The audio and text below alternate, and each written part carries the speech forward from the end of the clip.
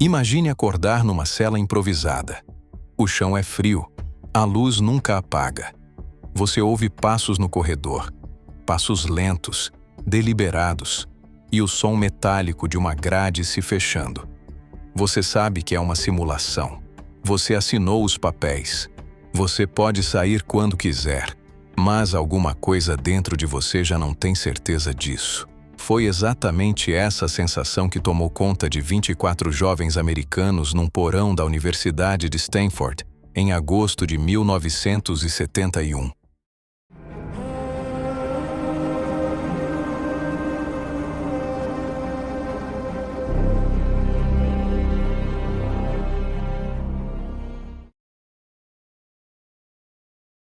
Antes de começarmos, não deixe de curtir e aproveite para se inscrever e receber mais dos nossos conteúdos.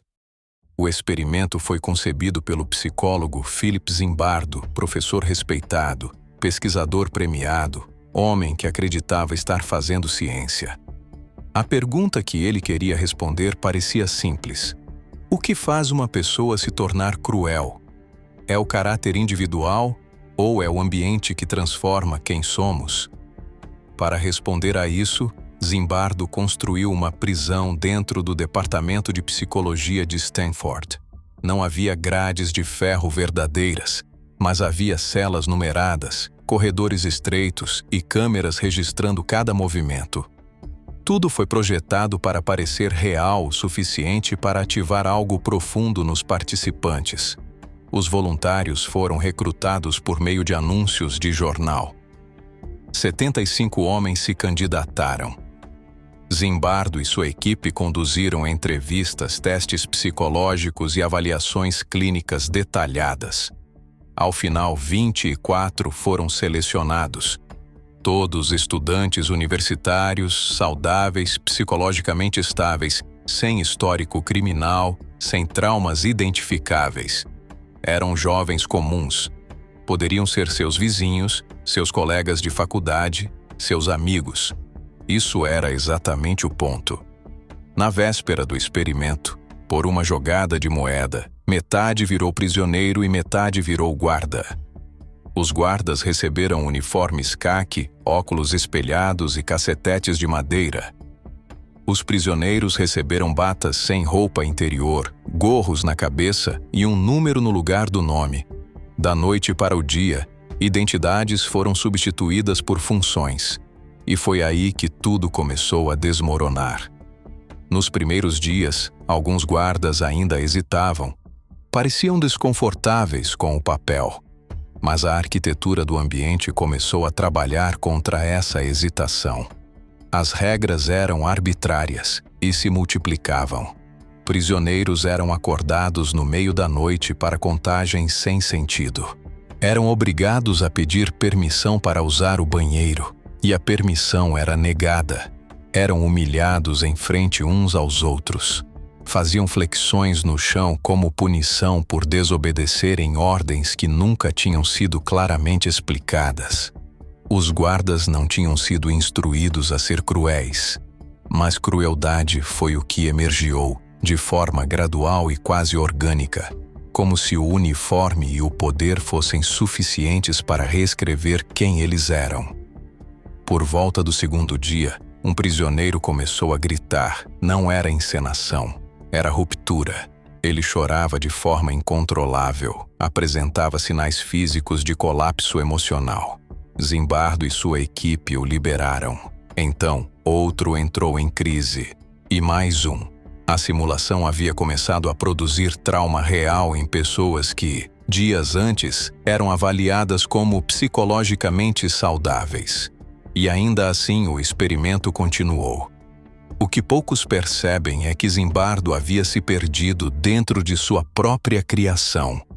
Ele não estava apenas observando o experimento, ele havia assumido o papel de superintendente da prisão. Tomava decisões do ponto de vista do sistema, não do pesquisador. Quando consultores externos visitaram a instalação e expressaram preocupação com o estado dos participantes, Zimbardo os descartou. Ele havia deixado de ver estudantes, via prisioneiros e guardas. O experimento não estava apenas revelando o comportamento dos voluntários, estava revelando algo sobre ele mesmo. A virada veio de fora. Christina Maslach, psicóloga e namorada de Zimbardo à época, visitou o experimento no 5º dia. O que ela viu a perturbou profundamente.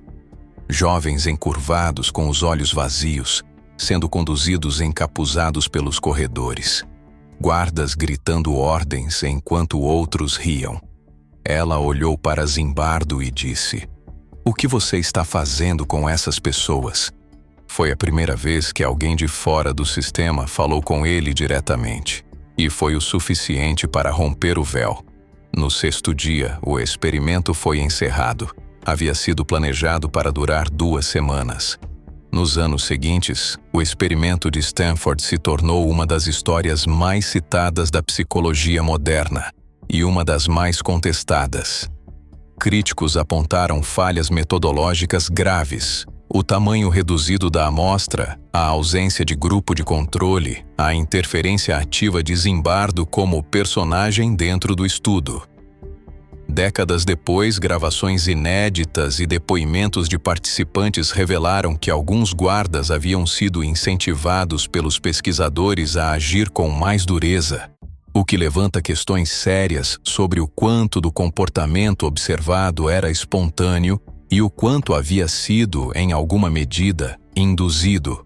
Alguns ex-participantes afirmaram ter performado crueldade porque acreditavam que era isso que os pesquisadores esperavam deles. Ainda assim, o experimento não desaparece, porque mesmo com todas as suas falhas, ele tocou em algo que continua desconfortável de contemplar. A ideia de que o contexto pode fazer mais do que o caráter. Que sistemas de poder corrompem não apenas os que estão no topo, mas todos que respiram dentro deles. Que a linha entre o carrasco e a vítima pode ser, em certas condições, apenas uma questão de qual uniforme você recebeu naquela manhã. Isso não significa que somos todos monstros em potencial. Significa que somos todos suscetíveis. E que entender essa suscetibilidade talvez seja a única forma de resistir a ela. O porão de Stanford foi demolido. Os uniformes foram descartados. Os papéis foram arquivados. Mas a questão que aquele experimento colocou: quem você se tornaria se o sistema esperasse isso de você? Essa ainda não tem uma resposta simples. E talvez nunca tenha.